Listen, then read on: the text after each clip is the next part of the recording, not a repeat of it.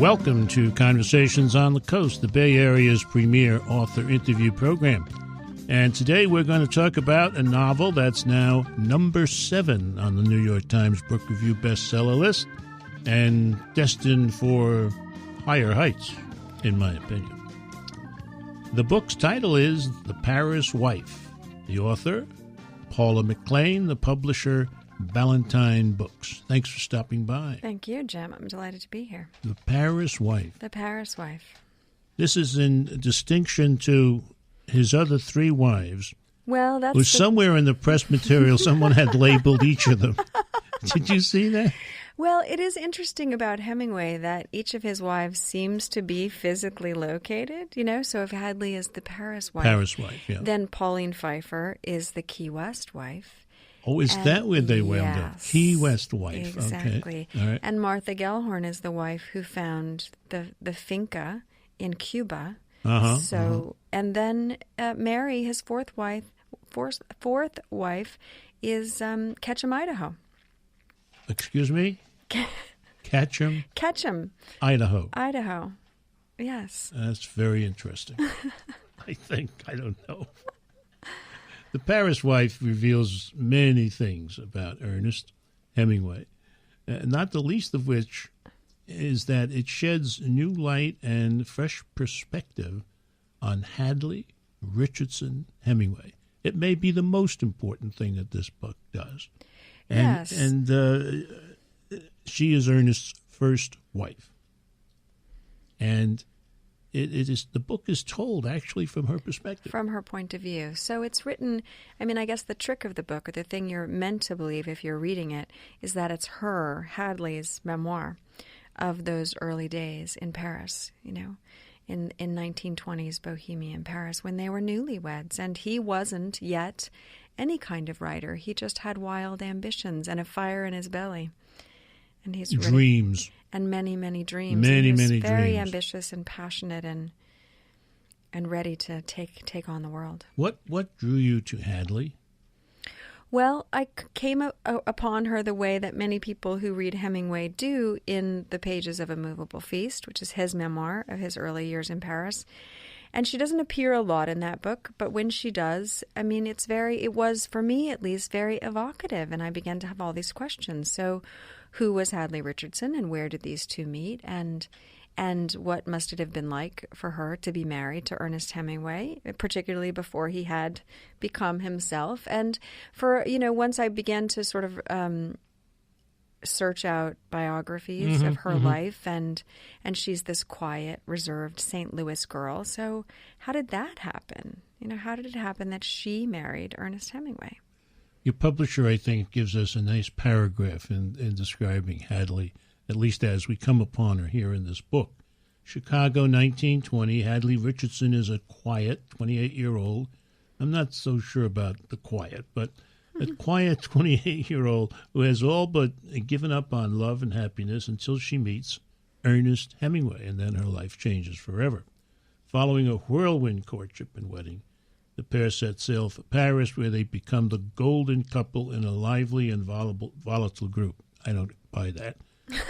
I don't think they're the golden couple. You don't think they're the golden couple? No. I think the reason we have the phrase golden couple is primarily because in Bohemian Paris, conventional marriage, is not celebrated. It is not in vogue. That really around them are these other kinds of disastrous love triangles, and people are not sort of into or promoting, and maybe not even understanding, monogamy. And so that what they have seems, some of their friends thought their marriage was holy. That was a word that was used.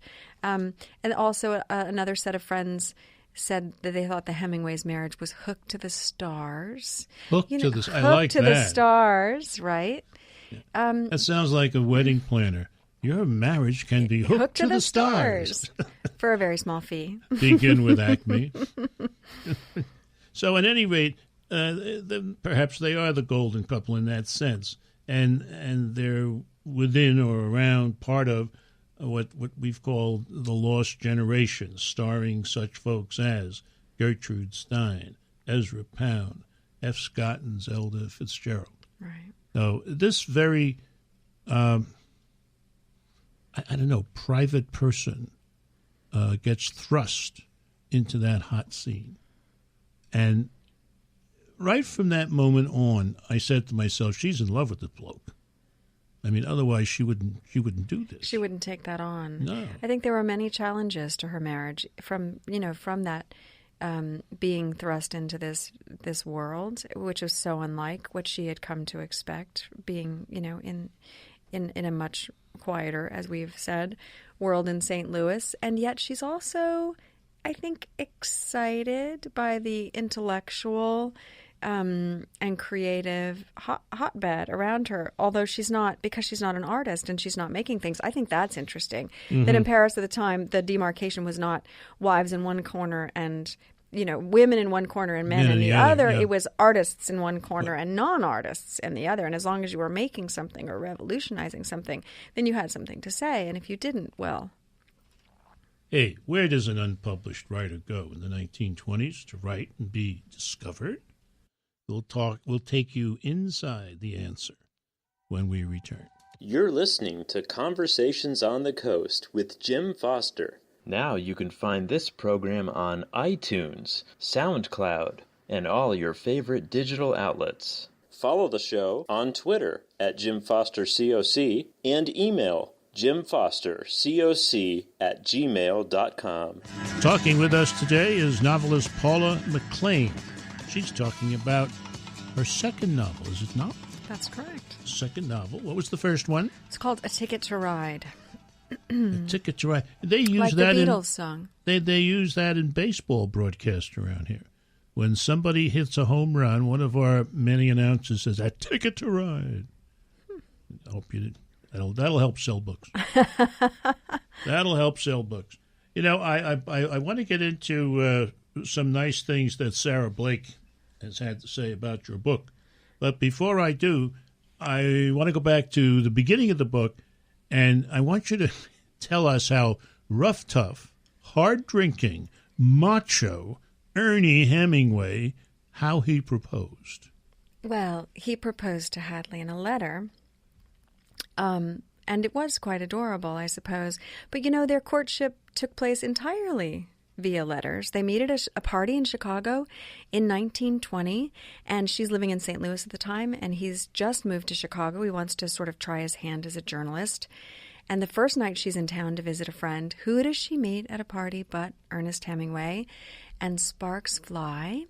And when she goes back to St. Louis a few weeks later, he begins sort of, sending off these crumpled letters, 2 and 3 a day. Whoa. That have that. She said, it's like he carried them around in his pocket all day and then posted them. For 3 cents. Yeah, and they couldn't have. I don't believe that their courtship, that the way they fell in love was through letters, and that the way that I came to this book was through reading Hadley's letters. They have this 11-month courtship, and she wrote thousands of pages. They wrote thousands of pages to one another, but those are archived in Boston at the John F. Kennedy Memorial Library, and reading the letters was the way that I found sort of a connection to the book. That's great. Equally great is what Sarah Blake has to say about your book. Despite all that has been written about Hemingway by others and by the man himself, the magic of The Paris Wife is that this Hemingway and this Paris, as imagined by Paula McLain, rings so true that I felt as if I was eavesdropping on something new. As seen by the sure and steady eye of his first wife, Hadley, here is the spectacle of the man becoming the legend, set against the bright jazzed heat of Paris in the 20s. As much about life and how we try to catch it as it is about love, even as it vanishes. This is an utterly absorbing novel. And that's by one Sarah Blake, who wrote a book that we just had on the program 3 or 4 weeks ago called The Postmistress. She's a bright child. She's a bright child. She really is. So, the business of running off to Paris I just find it as well. Actually, they were going to go to Italy, but they got talked out of Italy. They were going to go to Rome. So they get married in September of 1921, and they go to Chicago in this sort of cramped fourth floor walk-up. And he has it in mind to go to Rome and write fiction across the board for 5 months. They don't know how they're going to afford it. They're saving up all their nickels. And then around that time, they meet the writer Sherwood Anderson, who says, no. If you want to be anything or make anything in the arts, it has to be Paris. And still they don't know how they'll get there. And around that time, two things happen. One is that her uncle dies and leaves her a sum of $8,000, which is an incredible windfall in 1921, big bucks.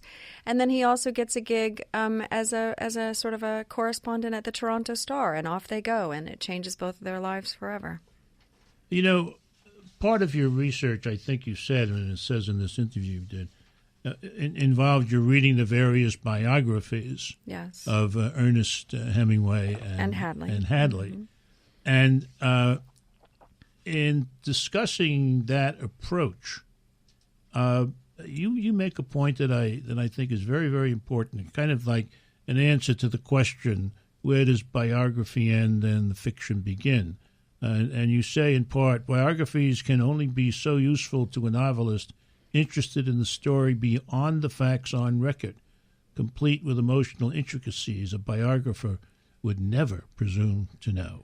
Indeed. In your research, did there come a moment when, wow, now I'm going to go over here? And when you got there to the novel writing, if you forgive me, did you feel like you were freer than when you were playing with the biographies? Absolutely. That's actually really beautifully said. And I feel like there was a moment where I crossed over, if you call it that. And I sometimes had these great little details. Like I knew Ezra Pound had been fired from Wabash College for seducing this actress, and that was part of his personal history. So I put that little thing that I knew, and I had it sort of come out in a conversation in a cafe.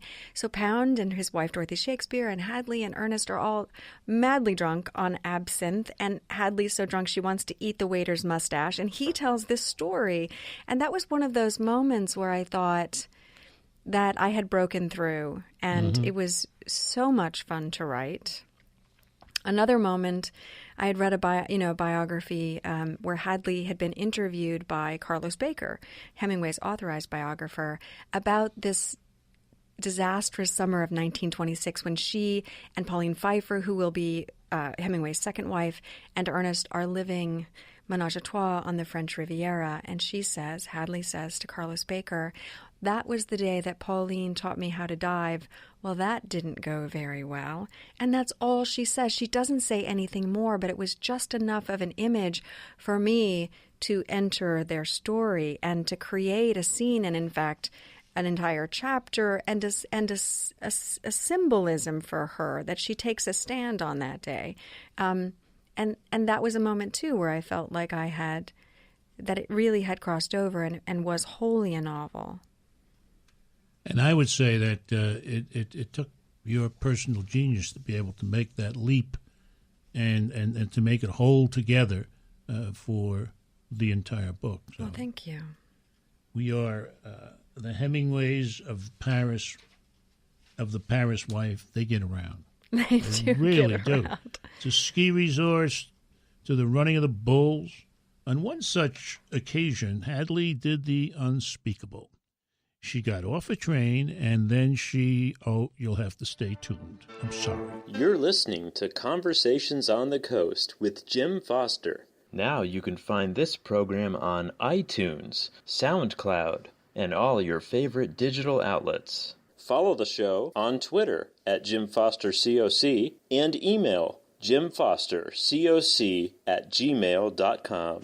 This is Jim Foster, and it is Conversations on the Coast. The Paris Wife by Paula McLain is what we've been talking about, and it's a wonderful book. And don't just trust me on it, although I am terribly, terribly trustworthy.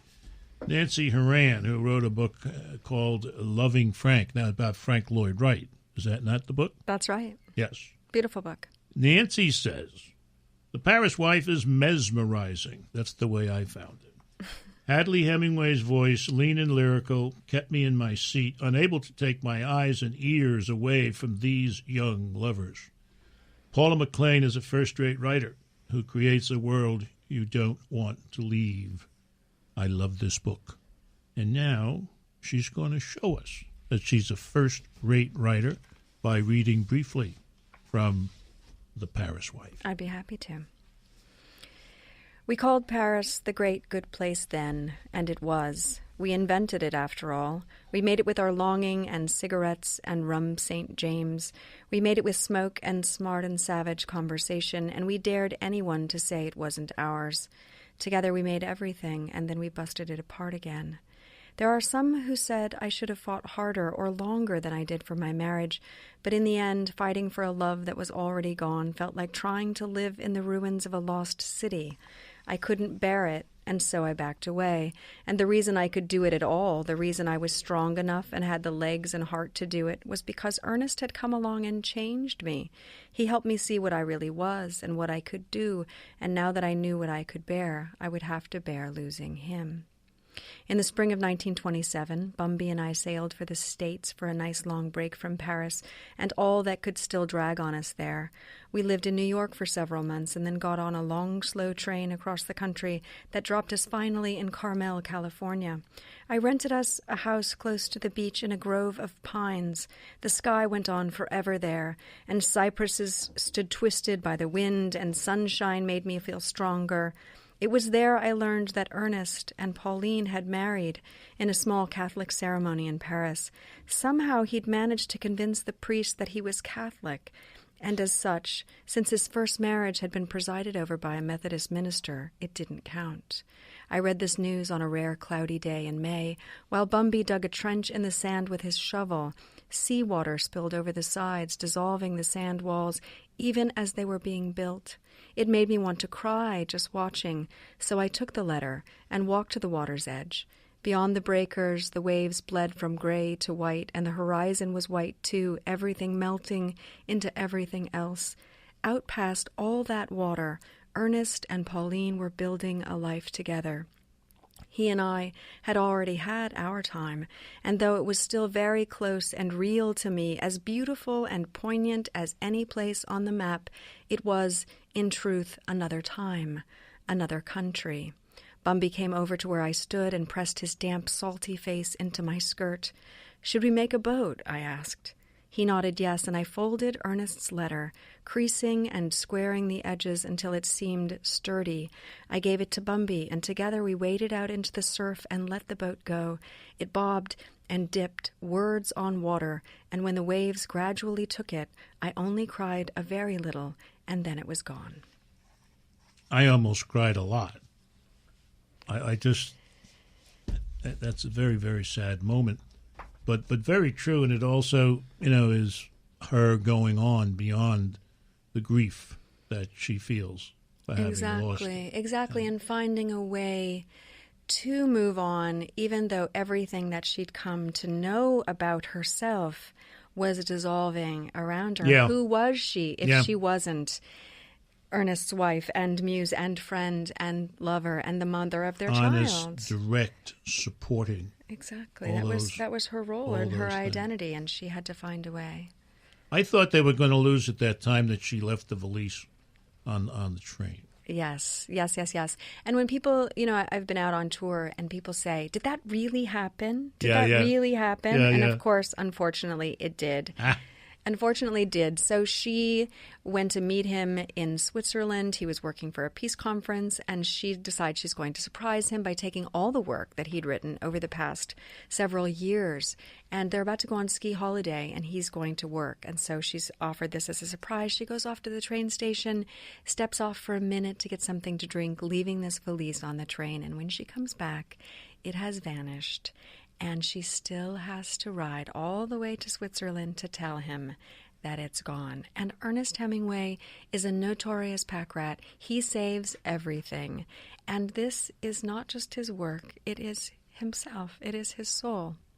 Yeah, That's the way he felt about every word he wrote. That's true. Yeah. That's true. And so how do they go on after that? And it's easy to believe it's the beginning of the end for their marriage. There's a very funny moment in the book after that happens, and I'm not exactly sure where everybody was, but one of the pack says, the fact that Ernest lost all his stuff is probably good. Now we can start over and do better. Exactly. So Gertrude Stein, who was his mentor, as well as Ezra Pound, really believes that he needed to have lost that in order to make this incredible leap forward. And in fact, it was like the phoenix rising out of the ashes, that when he was able to begin again, he was able to accomplish something and to make something truly new.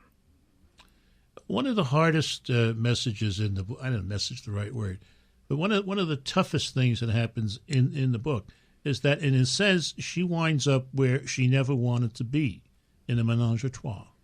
Yes, I think 3 is a terrible number. I think nobody makes it out of 3 alive. And it's really quite terrible because she does lose him. She does have to back away. But if she was going to stick it out, she would have had to cross all of her own lines, and she wasn't willing to do that. Before you forget, the title of the book we've been talking about today is The Paris Wife. The author has been with us, Paula McLain. This has been Conversations on the Coast, and I'm Jim Foster. Now you can find this program on iTunes, SoundCloud, and all your favorite digital outlets. Follow the show on Twitter at Jim Foster COC and email jimfostercoc@gmail.com.